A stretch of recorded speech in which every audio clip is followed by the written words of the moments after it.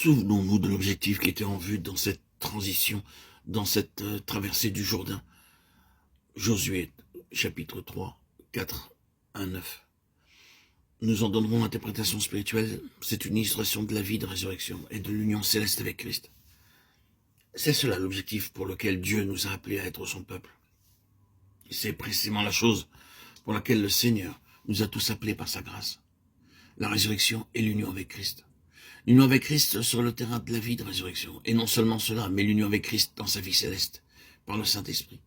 Cette union avec lui, comme c'est vrai dans le ciel avec tout ce que cela signifie. Cela, c'est l'objectif. C'est le minimum requis pour son peuple, par la volonté de Dieu. Si nous ne parvenons pas à cette union de résurrection avec le Seigneur Jésus, nous ne sommes parvenus à aucune union du tout.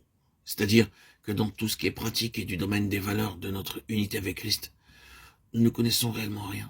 Il y en a beaucoup qui savent ce que peut être l'union avec un Christ vivant, mais qui ne connaissent pas ou très peu cette union céleste avec lui et tout ce que cela signifie. C'est ce que nous soyons parvenus à cela. Nous n'avons pas saisi l'objet même de notre salut. Nous sommes parvenus à la satisfaction de Dieu en nous sauvant. Nous devons voir ce que cela signifie. L'objectif étant clair devant nous, considérons plus précisément cette transition. Cette transition avait deux aspects.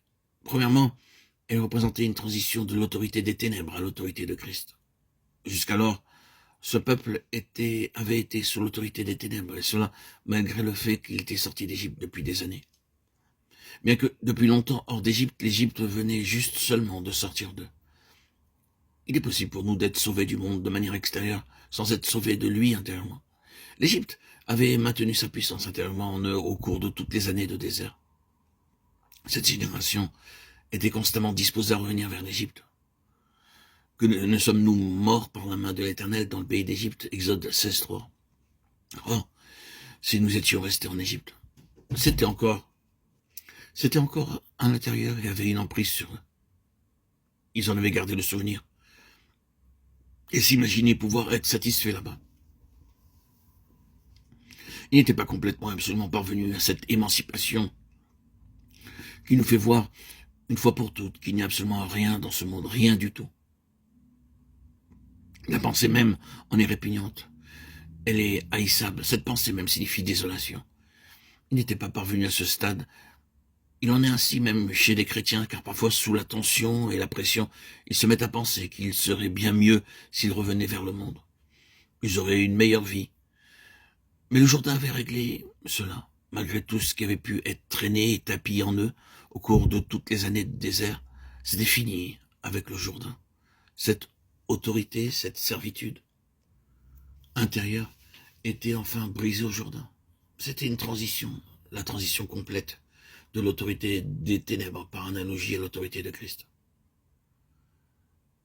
J'aimerais encore dire quelque chose dont j'ai souvent parlé. Il est fort possible de connaître Christ comme votre sauveur sans le connaître comme votre Seigneur.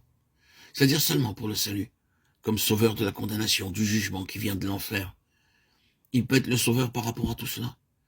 Mais cependant, combien plus la connaissance de sa personne doit être une réalité pour nous.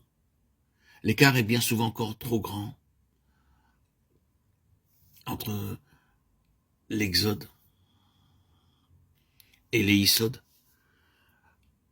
Ce terme grec, Ésode, signifiant un accès, une entrée, par opposition avec le terme exode, qui veut dire une sortie, dont l'orthographe varie peu dans le texte original. En effet, dans la pensée du Seigneur, la sortie d'un état spirituel antérieur implique un éisode, une entrée rapide en Christ, un ésode. Il y a bien du chemin à parcourir entre ces deux états. De nombreux chrétiens, sauvés depuis bien des années, ont un jour entendu le message de Dieu et ont saisi la portée de Jésus-Christ comme leur Seigneur. Ils ont saisi que l'écart entre ces deux réalités était très important et que cela avait duré assez longtemps comme cela. Le Jourdain parle non seulement de notre découverte de Christ comme notre Sauveur par rapport au jugement et à la mort, mais bien plus de la découverte qu'il est Seigneur avec tout ce que Seigneur peut signifier. Ce n'est que quand il est Seigneur que nous commençons à découvrir les richesses insondables qui sont en lui.